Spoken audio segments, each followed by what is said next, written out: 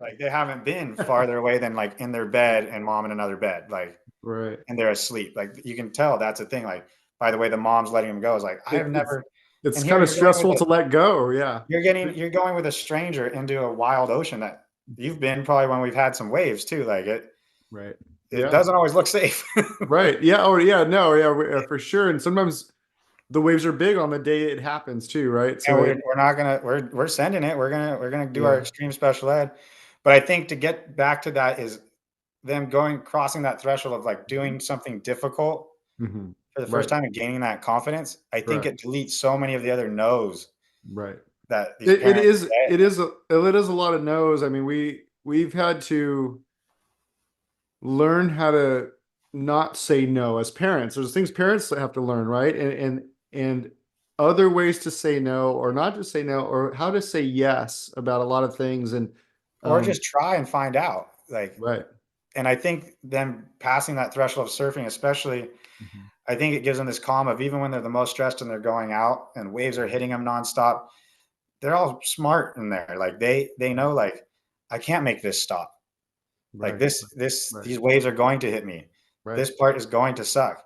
And then I Right. think when they get out there and they ride a wave and see something so good on the other Yeah. thing that on the other side of something that sucks so bad, Mhm. I think that they can take it into life of like, oh, like if I don't have this in my presence right now, it Right. sucks. But like when I get in 15 minutes, it's gonna be better. I think Right. in a weird way, like surfing can teach them that and give them the confidence to like they can go do things and also things that go wrong, there's Right. something better on the other side of it. And I think Yeah. the kids get to see it and the parents gets to see it too. It's There's so kind many. of surfers have that unique experience of kind of getting that education for ourselves, whereas people who don't go to the beach or surf or live somewhere far away, like you said, 3 hours away. I know in Southern California, people are coming from the high desert. They're coming from all these other places to do this, and so yeah, the ocean. I think the ocean just teaches that lesson, right? And for people out there, who have kids with autism, or if you have a friend or family member and you want to refer them or suggest some of these types of activities, realize that, I mean, they come with life jackets, they Oh come yeah, with it's all the gear, they've got an amazing team in the water, out of the water. Lifeguards are part of the whole situation. I mean, the whole beach is coordinated. I mean, there's permits. I mean, there's all these things that happen to make this to make it fly.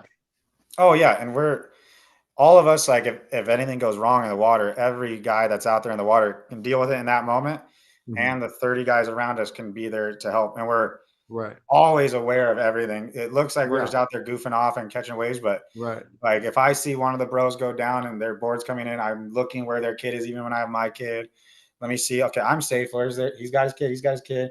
These guys are grabbing the board. Okay, we're Yeah. good. Like I can And just they're go do all my and thing, or I need to go help out. Like we're all. It doesn't look as organized as it's which happening. which is part of the magic, because all these people in the water, like, yeah, like you said, if you're looking out there, it just looks like there's people in the water like a normal day almost. But Hmm.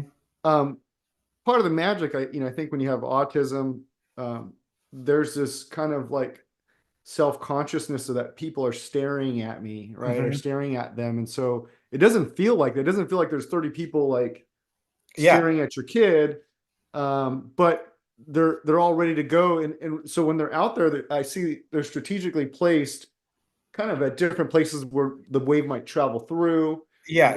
where the breaking is happening, maybe at the shore.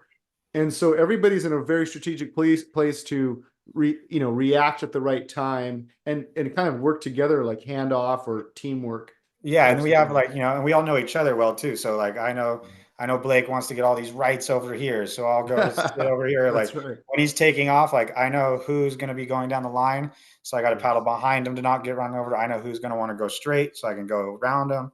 Right. We all have that going on in our head too. Like, oh, there's the one guy that's a little sketchy, but like loves doing this, and he pulls it off every time. But like, let me get over here, like Mhm. Yeah. and then you have the people on the shore break who are really good at like, okay, I have a big kid. I'm going to land on the beach. I Hmm. want to grab that person. Like they can grab my board for me. I can get the kid. I work with them all the time. Like you have all of that going, and it's kind of like being a catcher at a baseball game. It looks like they're just sitting back there, but There's a lot. We're seeing everything. Yeah, we've been to quite a few of them at your home break at Doheny, which is one of the main spots I think for you guys over there. Mhm. And I'm always amazed at like how few scrapes and bumps I see. I mean, I get cut up just getting in and out of that little shore area sometimes, and Oh yeah. I mean that's it takes some skill, right?